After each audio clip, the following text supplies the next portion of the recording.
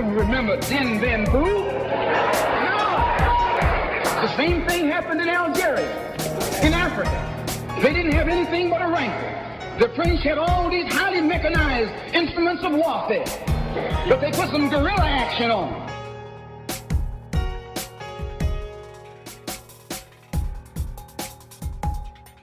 Hello and welcome to Guerrilla History, the podcast that acts as a reconnaissance report of global proletarian history and aims to use the lessons of history to analyze the present. I'm one of your co-hosts, Henry Huckamacky, joined as usual by my co-host, Professor Adnan Hussain, Historian Director of the School of Religion at Queen's University in Ontario, Canada. Hello, Adnan. How are you doing today? I'm doing really well, Henry. It's great to be with you. Pleasure to see you as well, and as always. We have a terrific guest today and a really interesting conversation and a multi-time returning guest. But before I get to introducing the guest and the topic, I want to remind the listeners that they can help support the show by going to patreon.com/Guerrilla History. That's GUERRILLA History. And you can keep up to date with everything that Adnan and I are doing individually and collectively by following us on various social media platforms. You can find the show on Twitter at Guerrilla_History, on Instagram at Guerrilla_Pod. And probably the best way now to make sure that you're getting updates of the material that we're putting out is to subscribe to our free Substack, guerrillahistory.substack.com. Again, Guerrilla is GUERRILLA history.substack.com. You'll get the updates directly to your email inbox without relying on social media algorithms to show them to you. So with that housekeeping out of the way, it's my pleasure to reintroduce a multi-time returning guest, Ju-Hyun Park, who is a writer and activist for Nodutdol for Korean community development. Listeners of Guerrilla History, you most certainly will recognize Ju-Hyun's name because they have been on the show 2 or 3 times within the last couple of months, giving us updates on the goings-on in the Korean Peninsula, and we're very much going to be doing that again today. Ju-Hyun, it's nice to have you back on the program. How are you doing today? Henry, great to be here. Adnan, good to finally have a chance to do a show together. I'm excited to talk about everything that's happening. Absolutely. So as we had been mentioning before hitting record, we have a couple of different topics that we're going to be talking about in this conversation. We're going to be talking about war games that are going on within the Korean Peninsula. We're going to be talking about some of the rhetoric that's coming out from the Trump administration vis-a-vis the DPRK and how Nodutdol is viewing these developments with regard to, again, these rhetorical developments from the Trump administration. And then listeners who have been listening to the recent episodes that we have done with Ju-Hyun no doubt are familiar with the fact that we have been kind of tracking and following the updates regarding the martial law declaration that took place just before the new year in December, and have been trying to follow along with that story. And we'll get a brief update on what has been going on with that and how Nodutdol is organizing themselves with regard to developments in that story as well. But we do want to start with the war games. So, Ju-Hyun, without much more introducing from me, why don't I just turn it over to you, and you can tell us a little bit about the war games that are going to be taking place. I know that in your first appearance on the show, we did talk about the previous war games that took place last year. But can you remind the listeners a little bit about what these war games are, who is participating, what is the scope and scale of them, etc.? Whatever really you would like to say in terms of introduction here. Absolutely. So let's start with this term war games. That may be something that not all listeners are super familiar with, and it may even sound like a sort of paradoxical phrase. What is a war game? That's essentially a term that we're using to describe what the US military calls its military exercises or military drills. So kind of in a manner similar to how a sports team will hold scrimmages, militaries also hold their own rehearsals or practices for different sorts of operations. And this can range from anything from seeing how effectively your troops are able to stage a landing in the case of invasion, to coordinating maneuvers between different branches of one military, or even among the militaries of multiple countries, in order to see how well they're able to operate in a wartime situation. Now, these war games are essentially happening in Korea every day at this point, just about. We've been tracking the statistics coming from independent studies and journalists in South Korea.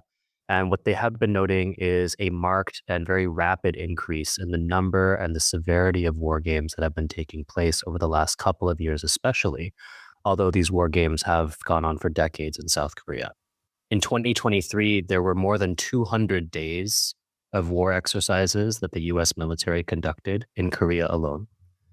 In 2024, that number rose to more than 275 days of war games. And what we know about what to expect in 2025 is that there will be yet another 10% increase in the volume of military exercises that the US will be conducting. Now, how exactly are these war games executed? The thing to know is that these are joint military exercises. So what that means is that the United States is not carrying out these military exercises by itself, but rather with the South Korean military.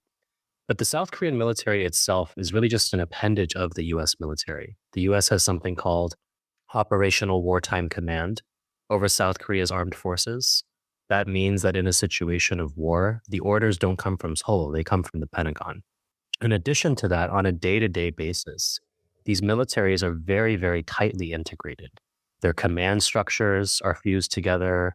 Their troops regularly engage in all manner of drills side by side.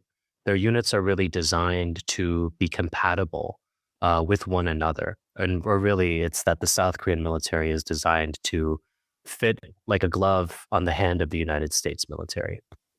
Now, in terms of what is about to happen, we are entering the month of March very soon. And March is when the United States and South Korea generally hold a series of exercises known as Freedom Shield.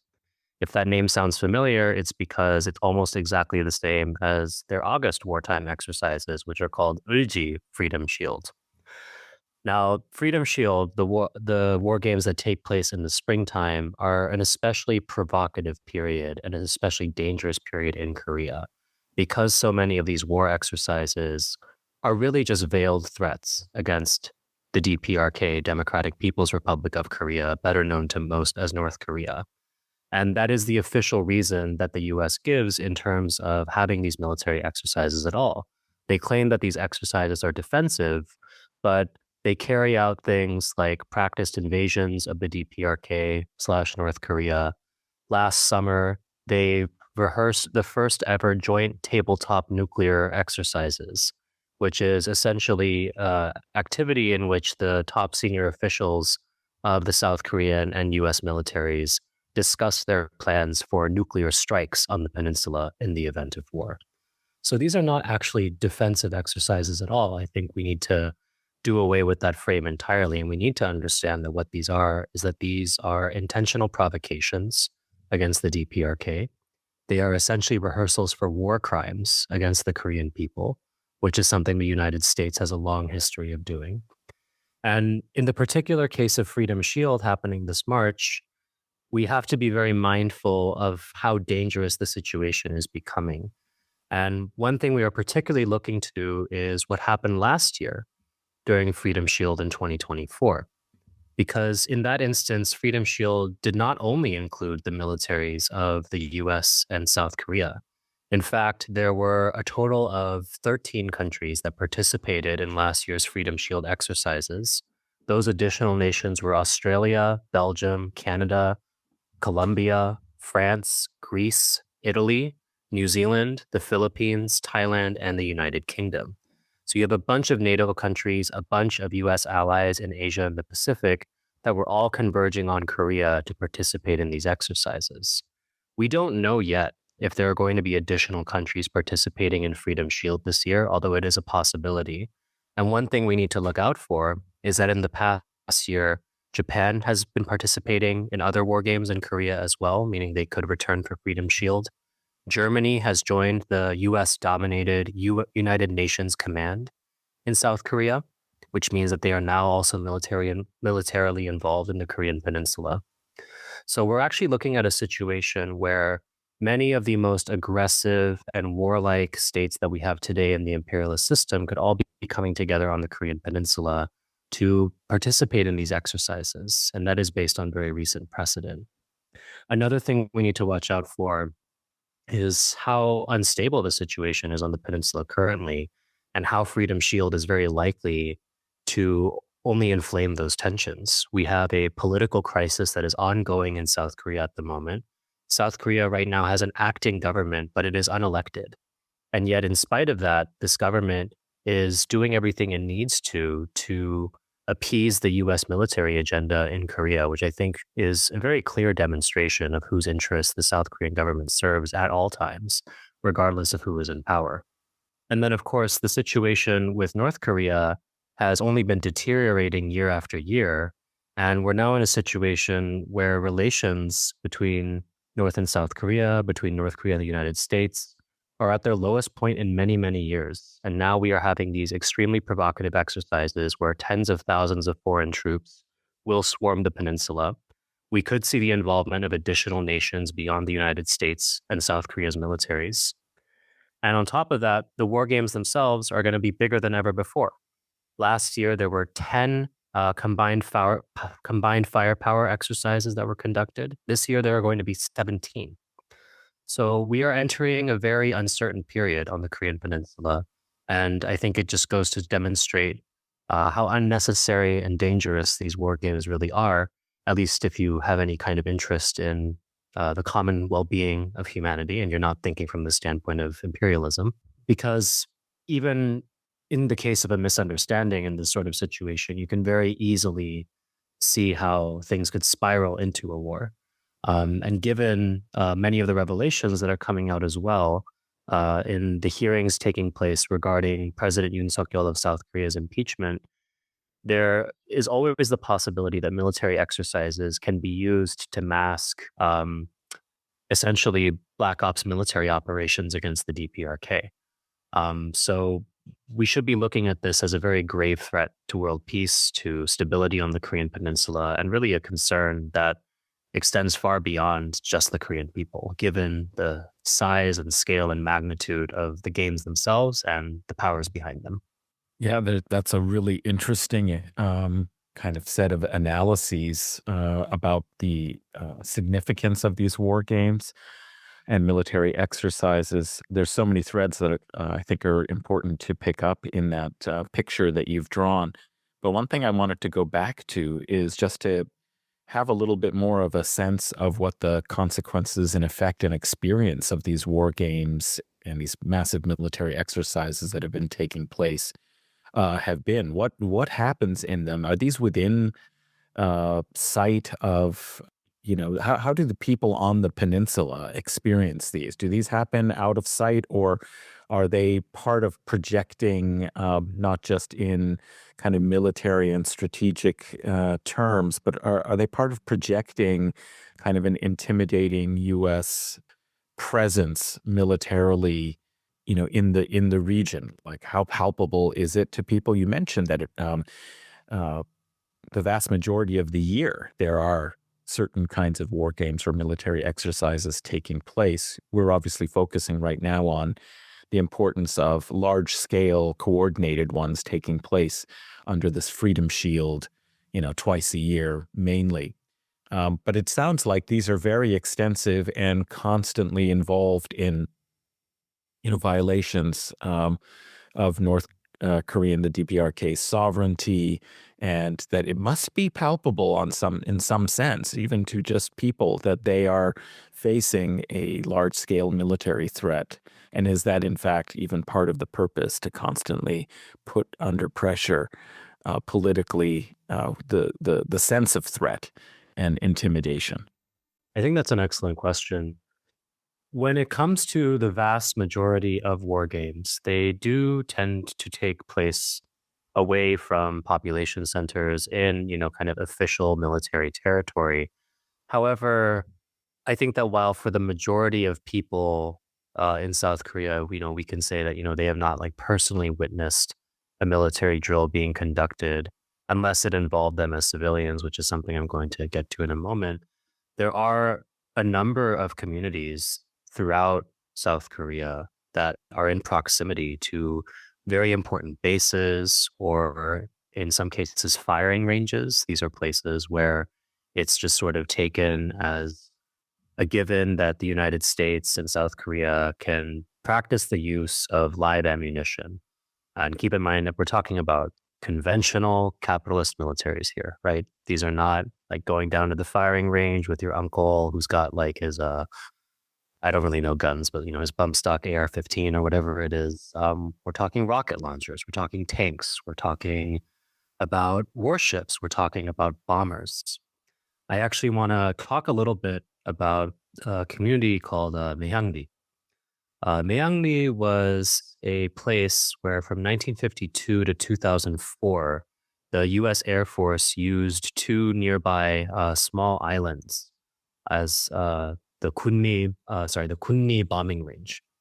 And every day, the U.S. Air Force, and keep in mind this is for 52 years, every single day, they would conduct more than 50 bombing runs.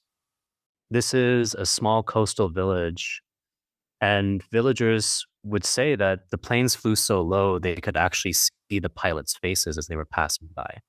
And I just want everyone listening to this, I imagine many people have never heard a bomb go off before, but I want you to just imagine what that sounds like on its own. And I want you to imagine hearing that every day, 50 times a day. And I want you to think about the youngest child you know and the oldest person you know. And I want you to think about them living in that kind of environment, right? Like this is the actual cost and impact of these military exercises. And this is also what we mean when we say that these are near daily occurrences, right? Because what we're tracking in terms of the 200 days, 275 days in 2023 and 2024, those are just the military exercises that get logged and have names, right? We're not talking about the sort of daily operations of the US military, which is an entirely different thing. Getting back to the story of Maehangri, there are at least 12 deaths that are known from stray bombs or machine gun bullets. We know that 13 people were severely injured over that 52 period at least. But we also know that there was an unusually high rate of depression and suicide in that village. Because if you can just imagine an entire lifetime spent essentially in this nonstop war zone, I think you can pretty easily see why people would be kind of driven to that point. And one last incident I want to share from Maehangri is in the year 2000 when a plane that was having engine trouble dropped 6 500-pound bombs off the coast, and in the process destroyed 200 houses. So this is in peace, a so-called peacetime, right? This is an ally of the United States, supposedly of the Korean people. And they are bombing this village every single day for 52 years. And then in the process, they're driving people to suicide. They kill at least 12, they injure at least 13, and then they burn down 200 homes. This is in the 21st century, right? Maehangri is, no longer the site of a live bombing range, but I want to share that as a historical example because there are new ranges being constructed all the time. There are bases being expanded all the time. There are people that are embroiled in fights that have been taking place for decades to defend land that really is their only place in the entire world to go. And that's the real price that the US military extracts from the Korean people. Now, in terms of the regional impact of these exercises, I think that's a very pertinent point to raise as well, because it's not just about Korea. What the United States does in Korea is really about establishing and projecting its power around the entire region. If you were to take Northeast Asia, Japan, the northern half of China, the eastern side of Russia, and you were to draw like a perfect circle, the Korean Peninsula would be in the almost exact center. And that's what makes this such a strategic position for the United States. And that's why any show of force that it makes against the DPRK is necessarily also a demonstration of its power when it comes to China and Russia as well. So there is certainly a lot of geostrategic thinking that goes into the frequency and the severity of these war games. It's a much bigger deal if the US has like a massive exercise in like the Taiwan Strait, right? But if it does it in Korea, it's not technically entering any kind of contested waters with these other great powers. And so it's able to more or less achieve the same effect without as much of the diplomatic cost.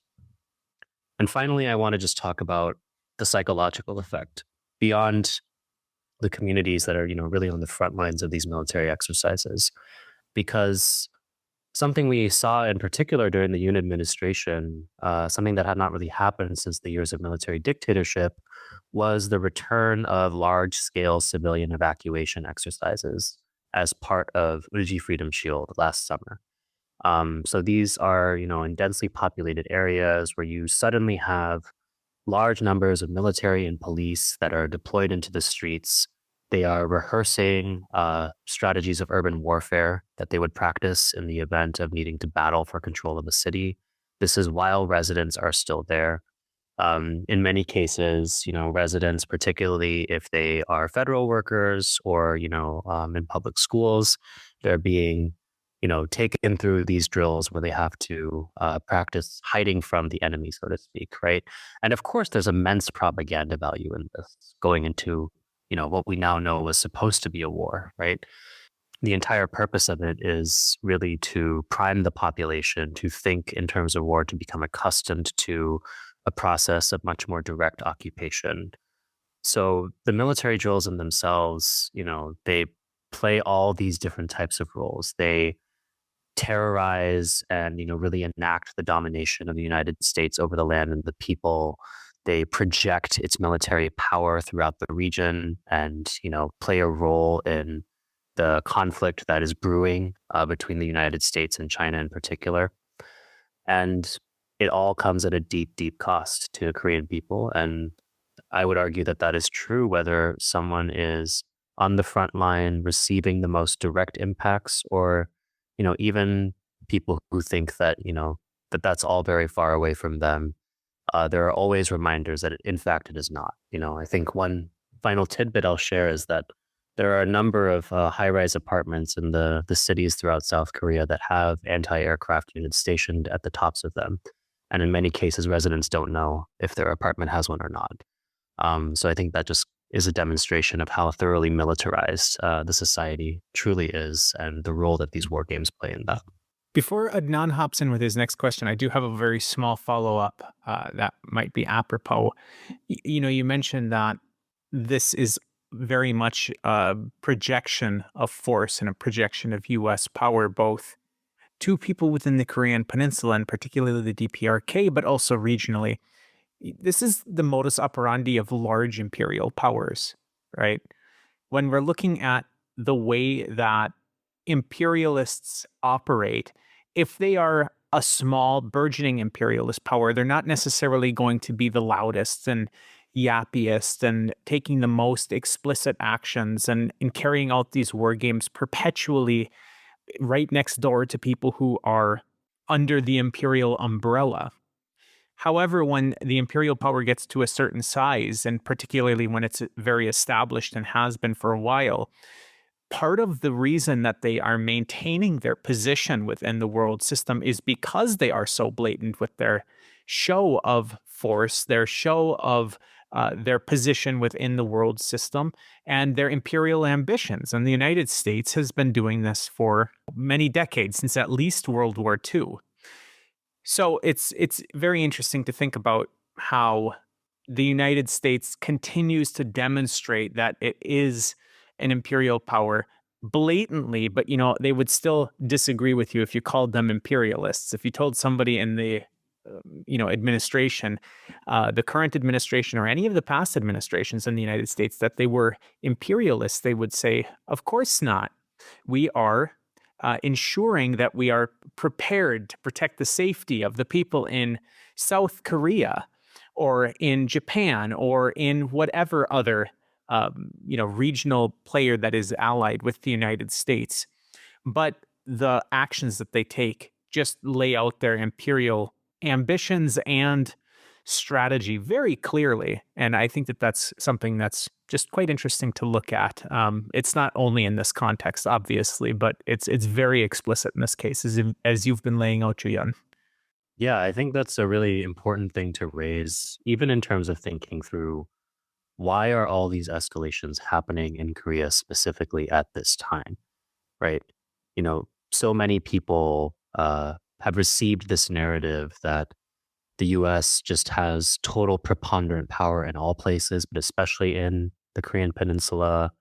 North Korea itself is often thought of as, oh, it's a backwater. It has no real power or ability to threaten the United States. And yet the US invests so much in demonizing North Korea and threatening North Korea. And I think that's because the truth of the situation in the Korean Peninsula today is actually very different from the narrative we've received of just total capitalist supremacy in Korea. For starters, South Korea is in a very bad position these days. It's not just because of the political crisis that's taking place. There have been a lot of efforts by the United States to essentially kneecap South Korea's economy, particularly as a result of the new Cold War, all this anxiety about the control of high tech supply chains. We're seeing a similar process playing out with Taiwan, right? It's why you have these giants like Samsung, TSMC, building these, huge factories for semiconductors and other high-tech products in the US now, because the Biden administration essentially threatened them with tariffs if they didn't transfer over part of their supply chains to the US. Trump is now accelerating that process with, his various tariffs and threats of tariffs that are being made to multiple countries. And a big part of what's going on is that, the big players in South Korea are being disincentivized from being able to continue and expand their commerce with China. And it's eating the economy alive, you know? It's especially coming at the expense of working people. All the processes that are happening throughout late stage capitalism, this financialization, the creation of what really are not properly real economies, the domination of global north monopolies over supply chains and production at very deep levels in the global south. This is all happening in South Korea too. And simultaneously, North Korea is now in a position where US sanctions are not as effective as they were even just a few years ago. We're actually seeing very considerable growth of the North Korean economy, and we're seeing a lot of technological advancement. We're seeing a lot of advancement in their ability to provide a high quality of life for their people. This is supposed to be the year that 50,000 free apartments are completed in Pyongyang. And, of course, conducive with all of that is also military advancement. So the US is really throwing its tantrum in Korea because there are very clear signs that the basis of its hold is actually slipping. So it needs to resort to more military threats than before. And it's very interesting, you say that there is evidence that sanctions are working less and less. That's very related to the context that, of course, I live in. As listeners are aware, I live in Russia, and I can see firsthand how, yes, of course, sanctions have had a detrimental effect on various, things that we see here within Russian society, going to the grocery stores and whatnot. You'll see some products that are unavailable. Various products have increased in prices, but overall, the Russian economy is still growing at a fairly rapid rate. And even though we have seen pretty substantial inflation in the last year and a half, to be honest with you, real wages are still growing relative to that.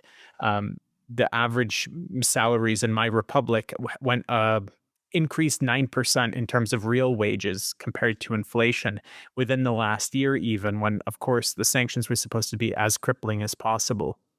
I just mentioned that because, of course, we're seeing increased integration and planning and diplomatic ties between the DPRK and Russia these days, really since the special military operation began and since the sanctions regime really started to ramp up on Russia. The DPRK has been suffering under sanctions for many, many decades, which we have outlined in our Sanctions as War series, and we've also discussed with you, Ju-Hyun. It's very interesting that the DPRK has been grappling with these sanctions for decades. And when Russia then had pretty extensive sanctions packages put upon it, that this integration between the two nations took place at that precise moment to an unprecedented level, really something that we haven't seen in decades at this point, between the DPRK and previously the Soviet Union, now Russia. And we are seeing actually pretty high level collaborations between the two nations with regard to how to circumvent sanctions, how to survive sanctions. And, as we've said, there are definitely still severe impacts as a result of the sanctions, but I think it's pretty obvious that the sanctions haven't had their intended impacts here in Russia. And as you've just laid out in your last point, Ju-Hyun, they're not really having the desired impact or quite the same extent of impact within the DPRK that they had previously either within the last couple of years. So interesting to see how those dynamics play out. But I want to turn to Adnan now. Adnan, I know that you have a couple things that you want to bring up at this point. It's just such a fascinating subject, and you've had so much interesting information to impart. And I just had to say, I think your description of the experience of the village, undergoing 50 bombs daily. I mean, it was a very vivid and compelling way to encourage our audience and listeners to really understand the continuous effect of this extreme militarization that they're experiencing. And it just reminded me so much of the relief that I remember hearing Abu Bakr Abed, a Gazan journalist who appears and is a contributor to the Electronic Intifada, talking about how difficult and it was to sleep under the terrifying conditions of bombardment, of hearing drones, overflights constantly. It just was such a level of anxiety that made everyone exhausted, prevented them from sleeping, and how much relief, despite all of the problems that the Gaza ceasefire at least had allowed, some sense that you're not constantly having overflight and bombardment, which is just terrifying to hear. So that was a very vivid account. And I think one could, even elaborate a little bit more and talk about all the environmental effects, the social consequences of all of these military bases and soldiers stationed and undergoing all these exercises. So it's really just a huge impact to underscore what you've been describing about the incessant and intensified character of these war games. But one thing I did want to pick up and just ask you finally about, that you started to talk a little bit more when you were discussing the regional picture, is thinking a little bit more about these military alliances. And it also anticipates a little bit my kind of interest, your recent answer, your interest, my interest in your discussion about the economic costs, of this on even the Republic of Korea's economy, as well as, of course, sanctions on the people's, the DPRK as well. But how there seems to be a kind of closing noose that's happening with these kind of military alliances. I mean, we've heard about AUKUS, US's kind of coordinated plan with Australia as an anti-Chinese measure. And everything that you've been describing seems to suggest targeting very much China as well. The U.S., Japan, and Republic of Korea, JACUS, as another war alliance. Just wondering if you could talk a little bit more about this. It seems that it's related to the interoperability that you see with NATO. It's, kind of rehearsing and practicing and requiring in some ways the coordination of militaries. It means that they have to use more U.S. technologies, war technologies, also U.S. expertise, and so on. It's a way of subordinating more nations to participate, in a kind of U.S. military projection. But I guess what I found very fascinating in your point is that it's something that reminds me of Kissinger is supposed to have said something about like being an enemy of the United States is terrible, it's very dangerous for you, but being a friend or an ally of the United States is like utter disaster. And that seemed to be in some sense what you're describing with the suffocation of South Korea, Republic of Korea. And so I was just wondering if, you might talk a little bit more about this way in which these military alliances, the way in which this kind of economic policy are moving towards where, okay, I mean, DPRK is under these horrific sanctions, but at least they're developing some kind of self-sustaining, mode of trying to evade sanctions and have development, whereas the dependency and the constraint and strictures militarily, politically, economically on the Republic of Korea really have to be, kind of assessed in this term. I'm just wondering if you have any thoughts or comments in response to that.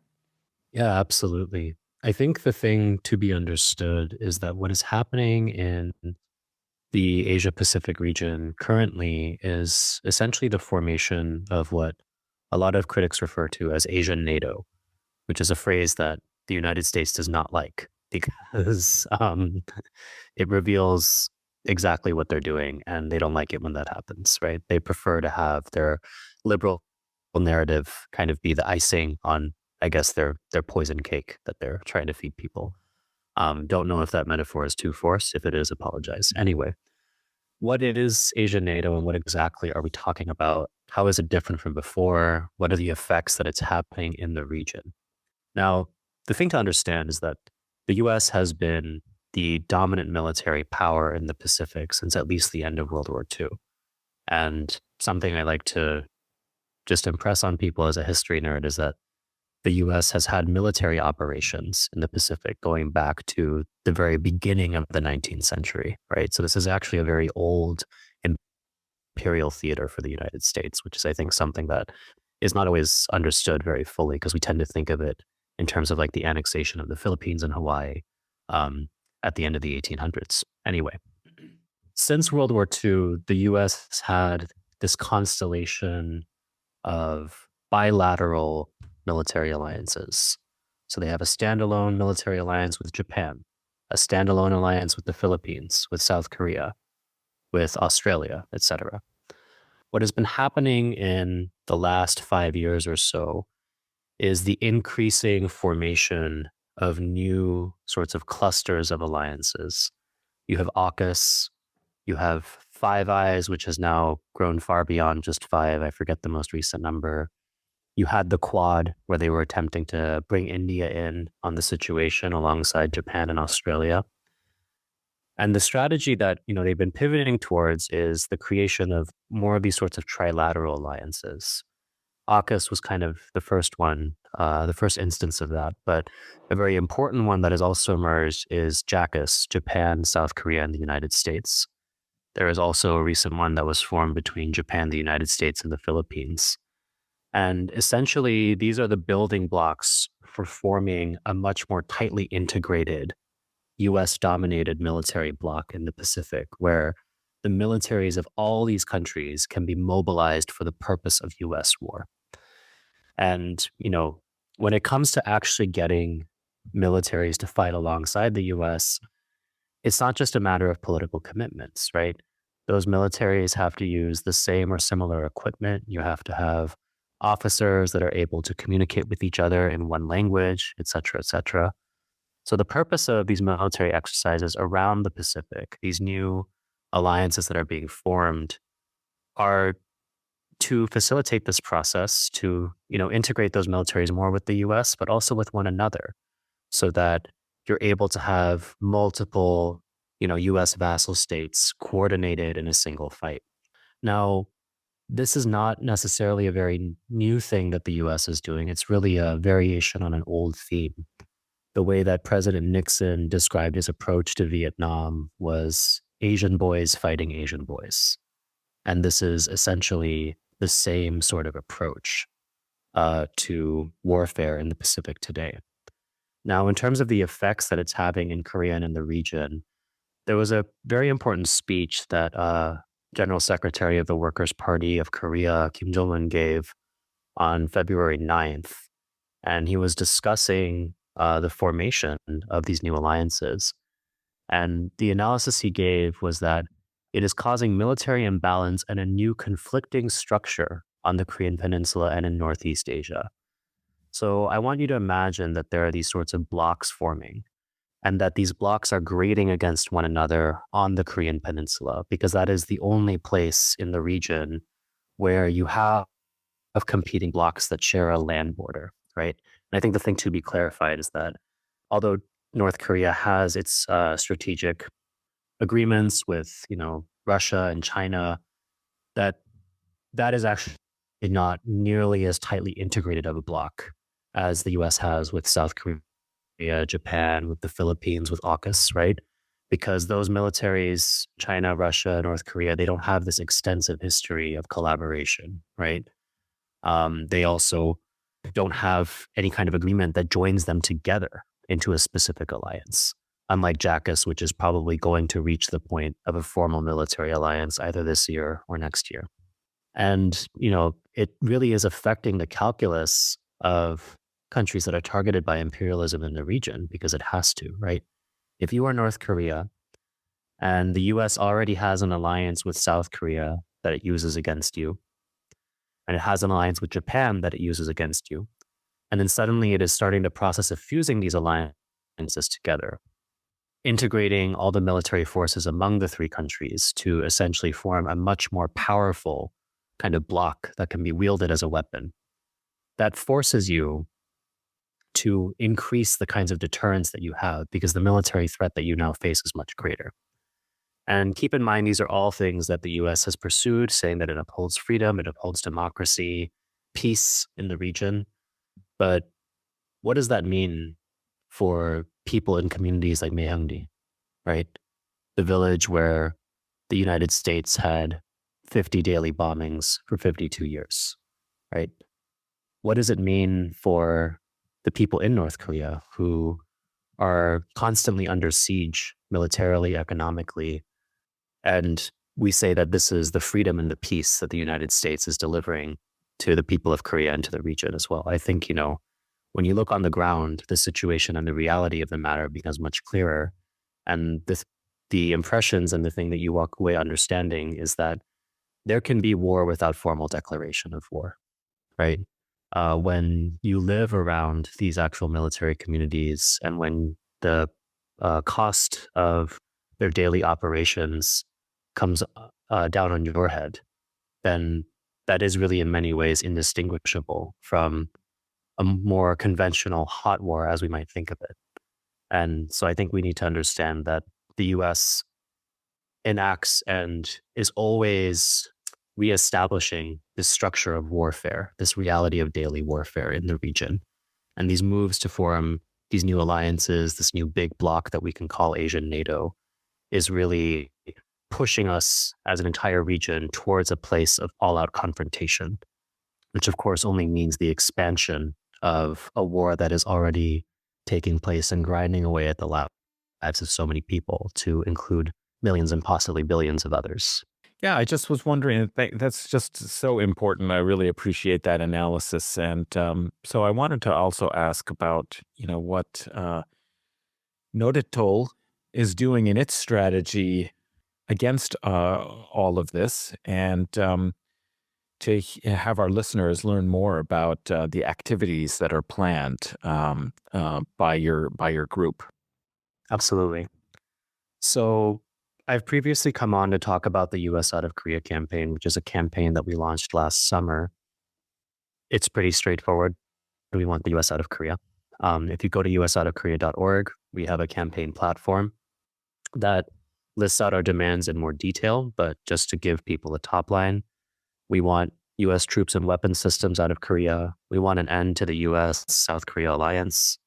We want an end to all US hostility and aggression against North Korea. And we want an end to the US war economy, right? The US is spending something like $1.5 trillion on war, prisons, policing, when you add it all up. And in the meantime, we have smoldering ruins in Los Angeles.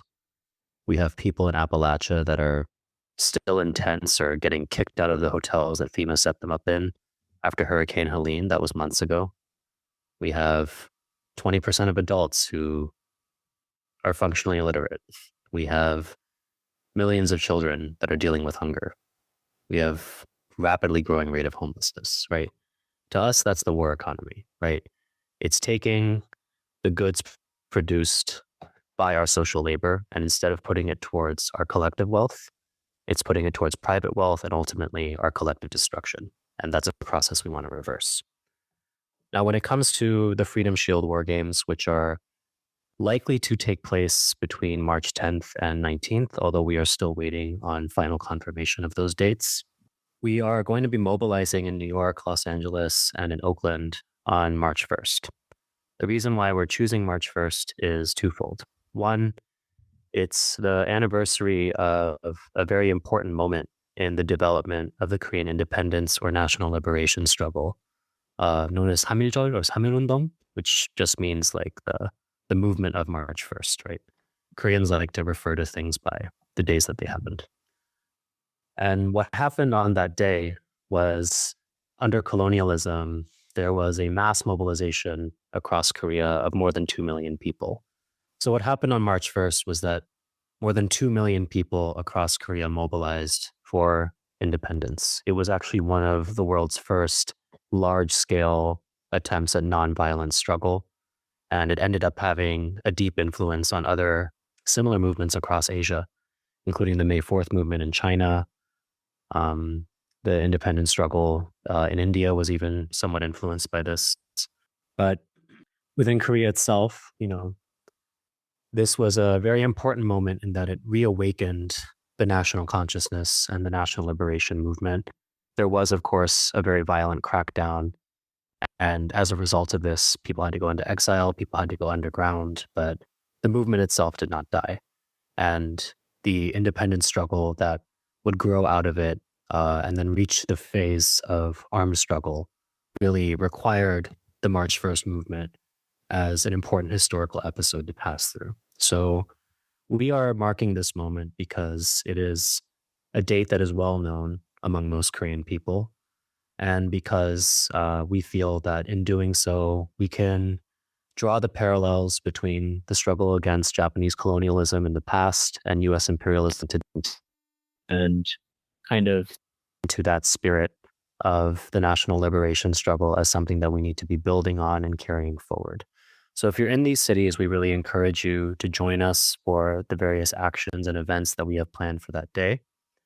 In addition to that, if you're part of an organization, you should go to usoutofkorea.org. You should submit your organizational endorsement. You should sign up for our email list.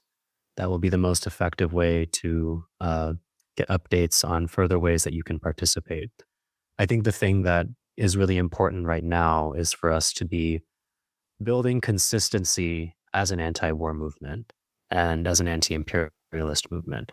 And what I mean by consistency is just that. It's straightforward. It's the consistent participation of as many people as possible in political activity that is mass in character and that allows for many people to operate through a collective activity. That's something that, really needs to be developed as almost like muscle memory, something that we just do as a movement, not because an individual protest is going to stop the United States or stop imperialism, but because we need that consistency and we need this practice as a collective movement of engaging in collective struggle in order to advance to higher phases of struggle, in order to bring more and more masses of people onto our side, and in order to really make our movement a political factor that is a part of how events are shaped and not just something that responds to events that are determined elsewhere, or even worse than that, is just a spectator to these things. And I say this because I know that a lot of people feel this kind of wariness around protest. And while I very much understand where that's coming from, I think what I'm trying to say is that this is a really essential part of the process of building movements for transformation. It is a protracted process. It takes time. And it also takes this level of commitment where we continue to show up no matter what.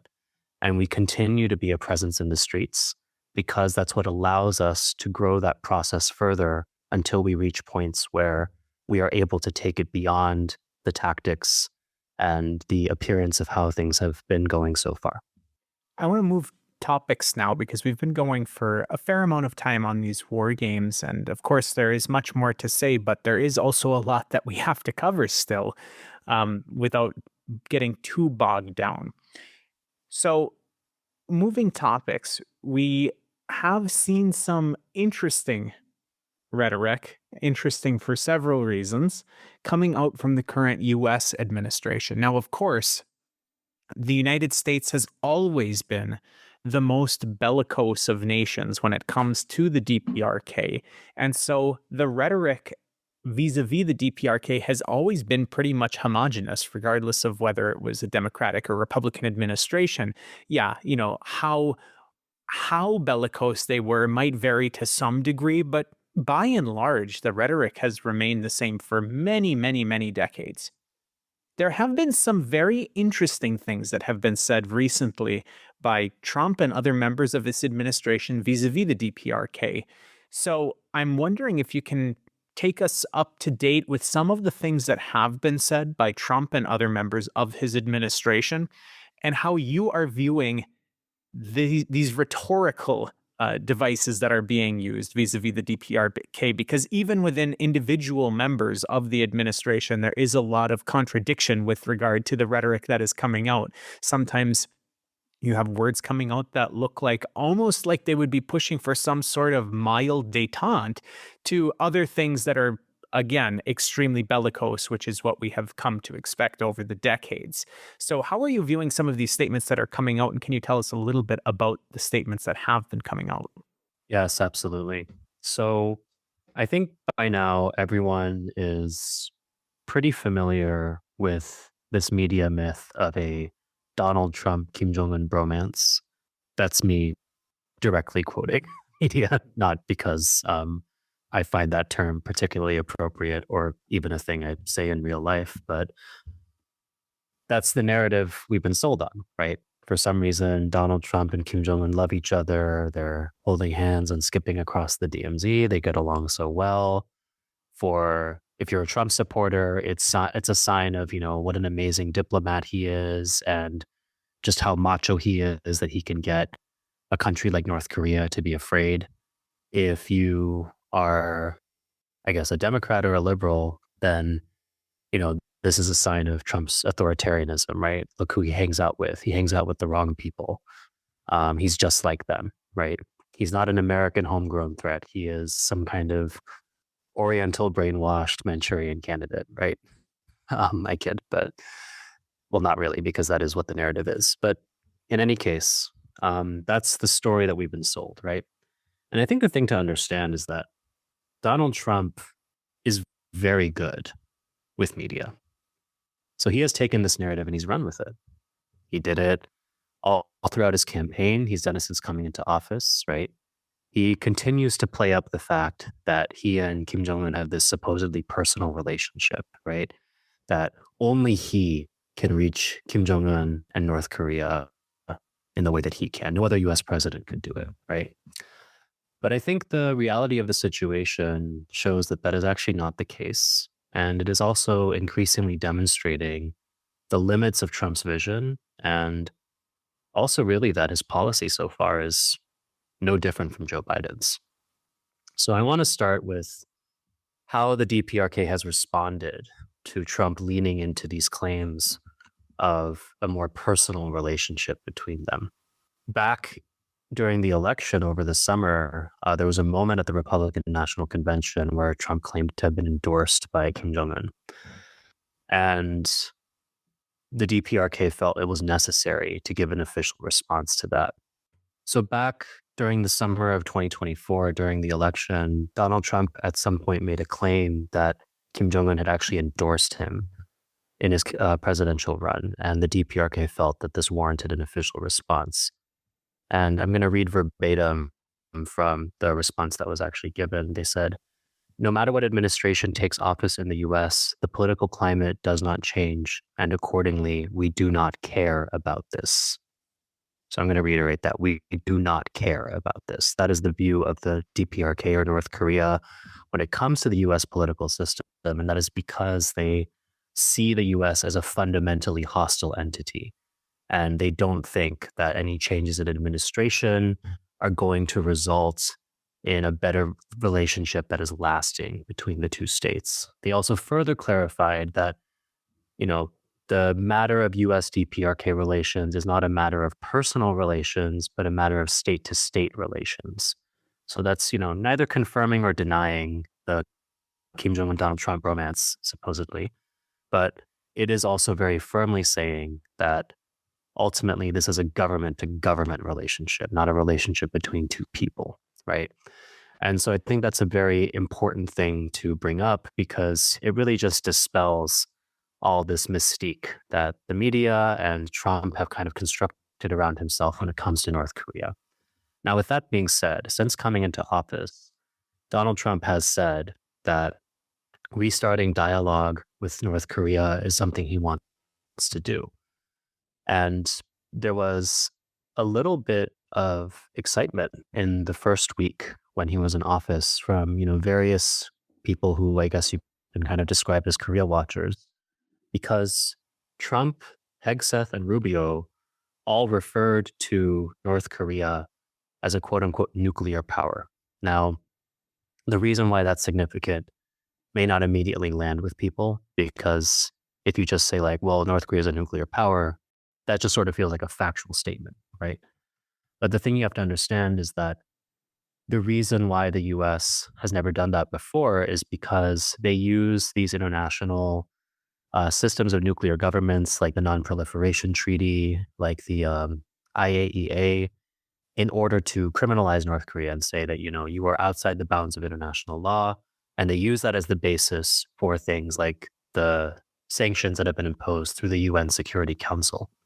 So for the US government to say that North Korea is a nuclear power is essentially them kind of stepping back from the use of these international instruments of lawfare. Now, that's only in theory. I think that when we look at how the relationship is actually playing out, we're starting to see a different story. Now, shortly after, referring to North Korea as a nuclear power, the Trump White House did clarify that they are seeking the total denuclearization of North Korea.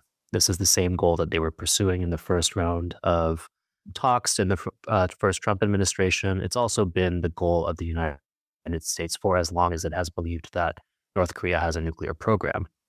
And it is also a goal that the United States has never been able to reach and fundamentally is not able to reach. Because even in the past, the US did not have sufficient leverage to force North Korea to voluntarily surrender its nuclear weapons, especially given that those nuclear weapons are the main deterrence that North Korea is able to, put up in resistance against the United States. Over the course of close to about 40 years of on and off diplomacy, starting in the late 1980s, the US has only diminished in terms of its global power. It's only diminished in terms of its relative leverage over North Korea. And it's now at a point where it simply has no capacity to even be making this demand. And there's no realistic possibility of dialogue even starting if this is these are the conditions that it has to be based on. And, that is based on very clear statements that North Korea has made since the first Trump administration. They've declared that their nuclear arsenal is not up for negotiation with any foreign power. And they have also declared multiple times that negotiations with the United States are pointless and they will not be pursuing them. And in spite of that, Trump is, putting up the same sort of like failed approach. And I think what we have to take away from that is that the purpose of these negotiations is not to achieve any kind of lasting peace, but really to find a way to achieve through non-military means what the US cannot do militarily, which is weaken North Korea. That is, without committing themselves to any kind of conflict that would have immense consequences for the United States as well. And so after, Trump clarified that, the purpose of this is denuclearization of North Korea, the next day, Kim Jong-un visited a uranium enrichment facility, published the photos along with statements calling for an expansion to the nuclear arsenal, right? Which is, I think, a pretty clear message that's being sent. And so since then, there's been lots of other back and forth. Marco Rubio at one point referred to North Korea as a rogue state to which the foreign ministry of North Korea responded by saying, quote, "The most depraved country in the world is not entitled to take issue with other countries," unquote. And there have been a number of other developments as well. I think one of the most significant is something that happened 2 Fridays ago, February 9th, when Japan's Prime Minister Ishiba Shigeru visited the White House. And what's significant about this is that Ishiba was the second foreign head of state to meet with Trump after Netanyahu, which I think tells you a lot about Japan's importance to US imperialism, which is something that most people are not very familiar with.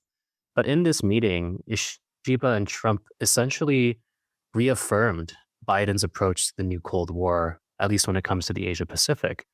They agreed to, continue inciting against China, particularly in the Taiwan Strait and in the South China Sea. They agreed to continue to advance and build upon the JACUS trilateral alliance with South Korea and to achieve the denuclearization of North Korea. And I think this is very significant in revealing the role that Japan plays as kind of the head vassal state in the region, right? There's no representative of the government from Taiwan or the Philippines there. There's no representative of the government of South Korea there. And yet these two heads of state are making pronouncements about what their shared policy over these countries is going to be, right? And, shortly afterward, we began to see the same kind of approach that had been taken under the Biden administration. The USS Los Angeles, a nuclear submarine, was deployed to Busan on February 10th. On that same day, we saw very large live fire meaning the use of live ammunition, joint military drill between the US and South Korea at the Rodriguez Firing Complex, which is about, I believe, 20 kilometers from the DMZ. And, we have also seen a number of other military exercises announced in February, including the upcoming Freedom Shield in March, but also through other means as well. I think one of the most interesting is a multi-month military exercise that was announced between the space forces of South Korea and the United States. It's supposed to take place from February well into the summer, actually. And so while Trump is saying publicly, I want dialogue, I'm going to make peace, only I can do it. When you look at the substance of what is being communicated to North Korea officially in terms of what the conditions of the conversation are, when you look at how the US falls back on its strategy of building up the military bloc through JACUS, of asserting increasing military pressure on the DPRK, this is just exactly the same thing that the Biden administration was up to. So there's actually not really been a change in policy. It's really just a change in the salesperson. And we have a salesperson who I guess can at least stay awake through a press conference this time. So it just looks a little different than before. This is a fascinating case where, of course, further proof or demonstration of the continuity of U.S. geopolitical policy and empire. There may be variations in some of the modes of expression and so far and so on, but it's definitely a case of long continuity that we see also in other theaters and similar kinds of hijinks of absurd and outrageous and aggressive bullying kinds of statements that may be theatrical, expressed by the Trump administration. Say, for example, this plan to transfer the population of Gaza out for its rebuilding, these kinds of things. But it's clear that the real policies are in continuity. So this was very helpful analysis, and it was really useful to hear also a lot about the DPRK's response and the whole nuclear question and proliferation.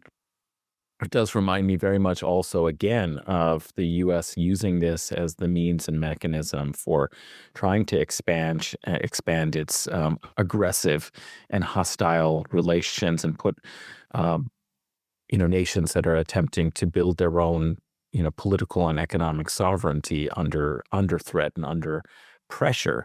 But yet it is also a tool of great resistance and deterrence. And so I just think a little bit about that. I've just recently had a conversation with a colleague about Iran, and it just makes me, think that these are two different paths, pathways in terms of facing similar kinds of problems of U.S. Pressure and interference. So this was very interesting to hear about. But before we end, and you've been so generous, Ju-Hyun, with your time, I wondered if maybe you might just give us a quick sort of roundup on what's been happening in South Korea since the last time you had a conversation with Henry at the end of last year. There may have been some important developments that you want to highlight, especially in the context of the fact that there is a new U.S. administration, and perhaps there will be some variation that's worth mentioning or discussing. But perhaps you could just give us a little bit of a quick roundtable, basically January and February, what's been happening, in South Korea's political situation. Absolutely.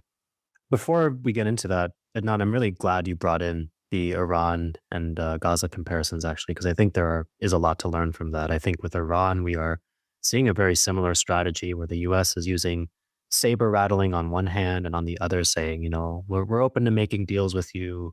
It's just the only deal we'll ever accept is one where you totally unconditionally surrender. And I think it just kind of goes to show that, we're just in an era where there are no agreements with the United States that are worth the paper that they're printed on, right? And I think that many states are waking up to that, and Iran and North Korea have similar responses because they're responding to a shared reality. And I think, with Trump's so-called plan to turn Gaza into Miami Beach or something, I think that also just kind of goes to show how this administration is really perpetuating the grand American tradition of imperialist delusion, where they put forward these pie in the sky objectives that are totally unachievable, but then the purpose of it is to force everyone to respond to it and kind of use that to set the terms of engagement and what the stakes are, right? Even though I think increasingly the U.S. just can't achieve the things it says that it wants, and so that does actually shape the reality of how things play out. And I think we should always keep that in mind, particularly given that, we have this specific administration, which can be very bellicose and very theatrical. And, I think the purpose of that is psychological. It's to wear us down. It's to make us feel like, we never really know what's going to happen next. But I think if we take a more sober look at the reality, it actually helps us to understand that they are also an actor that is limited in what they can achieve. Now, pivoting to South Korea. So the last time I was here, it had been a couple of weeks since the martial law coup attempt on December 3rd, and there were a number of details coming to light.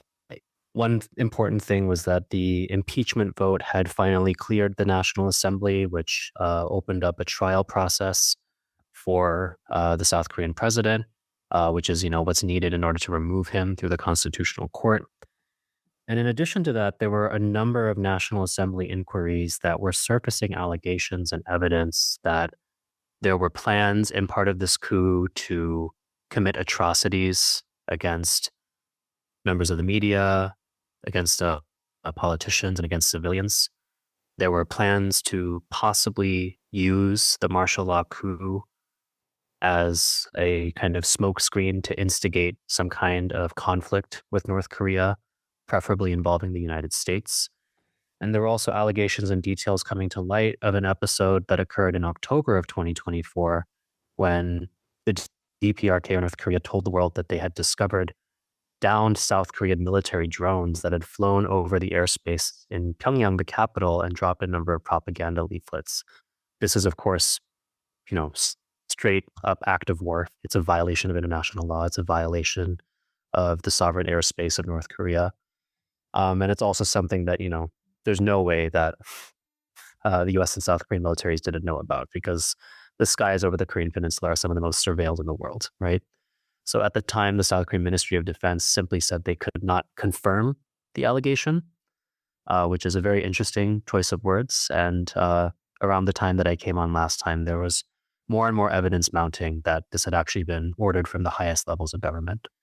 Fast forwarding us to the present, a lot of these allegations have now only built up more evidence. We now know that it was the Minister of Defense who ordered those military drone incursions into North Korea. We know that there were purchase orders made to uniform manufacturers to create copycat uniforms of the DPRK military for use in the coup attempt on December 3rd. There's also been a lot of crisis occurring within the government. And so I think, even as these allegations are coming out, they're being reported on by progressive South Korean media and even mainstream South Korean media. It's not necessarily top of mind for everyone because there is just so much happening in terms of uncertainty as to how this impeachment process will go through. I mentioned before that, after the impeachment vote, there needs to be a trial in the Constitutional Court.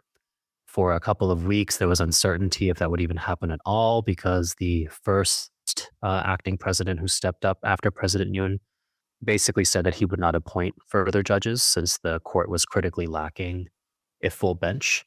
And as a result of that, he was also impeached. And so now we are on the second acting president who has, committed to filling the Constitutional Court, which has happened. There are now 8 out of the 9 judges on that bench. And the impeachment trial has been underway for a while, but it also keeps being drawn out and keeps being extended. I believe we are on something like the 10th hearing that is about to take place. At this point, it's reaching a level where progressive voices in South Korea are more or less accusing those leading the process of intentionally drawing it out as a way to delay.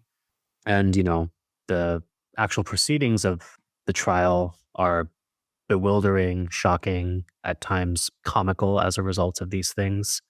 President Yoon has been on the witness stand attempting to make puns to describe his martial law coup, kind of as an attempt to downplay what he did. He said things like, well, it doesn't matter because in the end, nothing happened. And in the meantime, there's just more evidence being surfaced of the extent of the plans that were in place. Like we now know that there were several hundred people who were essentially marked for disappearance on the night of December 3rd, who were supposed to be taken to a military bunker. We know that there were troops that were going to be deployed to the National Election Commission, that they were carrying things with them like baseball bats, which only has one purpose in this sort of scenario. It's to beat people and torture people, right? We have discovered written plans by members of the intelligence community that were deeply involved in the coup planning that essentially called for the massacre of up to hundreds of people if necessary on the night of December 3rd. So all of this is being uncovered. And there is still a battle taking place in the streets. There's still a battle taking place in the courts to determine the political future of the country. So I think we're actually in a place where the direction is not super certain.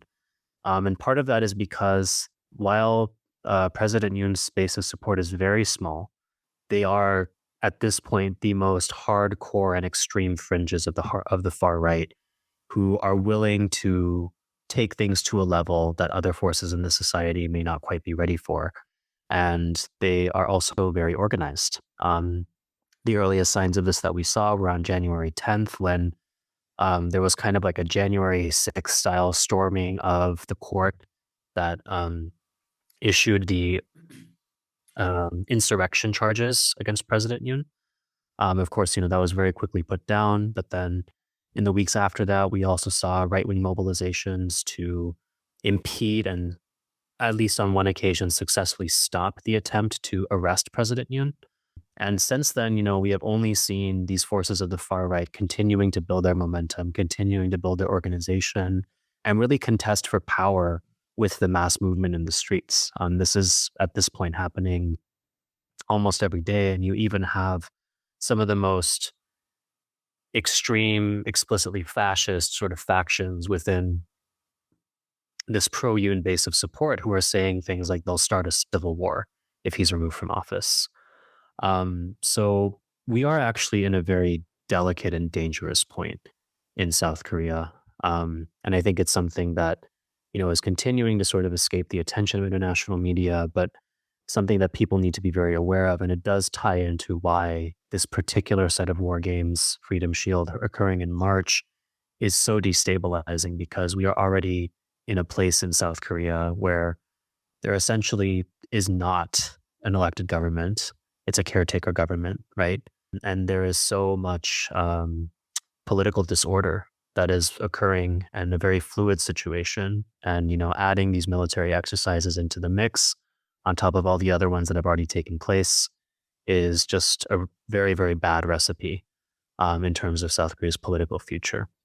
Ju-Hyun, you've been very generous with your time. And as Adnan said, that was very much going to be a run through of the recent events because there is a lot happening and there's a lot more that's being reported on in South Korean media and are being helped spread to those of us who are not regularly reading the South Korean media by journalists and writers like yourself. So, in closing, Ju-Hyun, could you tell the listeners where they can follow you, find more of your work, and keep up to date with what Nodutdol is doing in terms of actions and the material that they're putting together, which also helps clarify a lot of what is going on, especially for listeners who want a little bit more of a deep dive into what is going on than we have time for in this conversation. Yeah, absolutely. I think for starters, if you're not following Nodutdol on social media, I highly encourage you to do so. That's at Nodutdol. I'll spell that one more time. Nodutdol. You can find us on Twitter. You can find us on Instagram. We also have a website, nodutdol.org. Also, highly recommend visiting the US Out of Korea campaign website once again. That's usoutofkorea.org. Sign up for our emails, follow our posts. We are regularly talking about the current situation in Korea, sharing information about Korean history.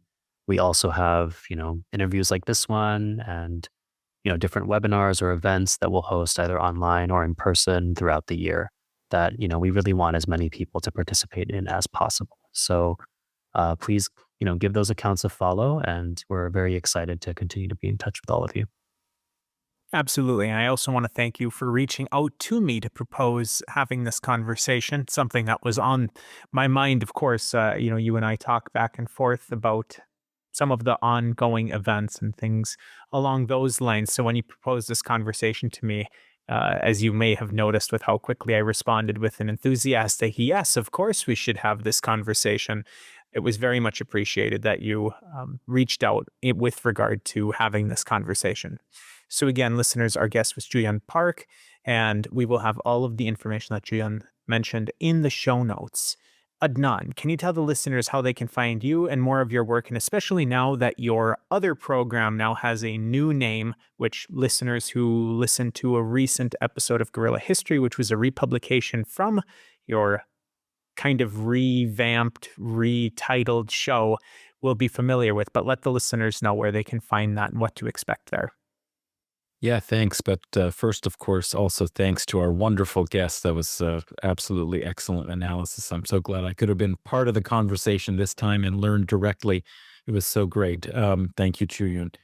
And yeah, you can follow me on Twitter as usual at Adnan A. Hussein, Husain. But instead of going to the Majlis, if you are a Majlis listener, I hope you will migrate over to a new channel on YouTube as well as on the audio podcast platforms, the very uncreatively titled The Adnan Hussein Show. I couldn't come up with a name.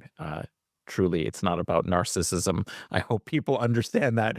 I just hope that you'll support the channel. And we have discussions that are about the Middle East, Islamic world, Muslim diasporas, but we're expanding a little bit to other areas of history, culture, and even religion, comparative religion. You might be interested in some of the things we're doing on thinking about, Muslim liberation theology and, things about Islamic tradition that you might find helpful, listeners. So do check it out. It's Adnan Hussein 786 on YouTube and the Adnan Hussein Show on other platforms. And subscribe, support, like the new show. Thanks so much. Yeah, absolutely. Highly recommend that. I naturally have already learned things from Adnan's conversations on his other show. And it is worth mentioning that Adnan is not leaving Guerrilla History. He's not flying the coop in order to reach new pastures. This is very much a sister show of this program. And if you haven't already heard the episodes of the Adnan Hussein Show, which have already come out, you will see that while the content of the Adnan Hussein Show isn't exactly the same as what we do on Guerrilla History, there is a fair amount of overlap. And if you do appreciate this show, which obviously you do if you're still listening at this point in the interview, then you certainly will also enjoy the Adnan Hussein Show. So just my, deepest recommendations that you also check that show out on YouTube or on various other platforms. As for me, listeners, you can find me on Twitter at Huck1995, HUCK1995. I am not very active online these days because I have far too much going on, and my in-person work and organizing takes precedence over doing Twitter. But nevertheless, you can follow me there and tell me that I'm doing a bad job or whatever you want.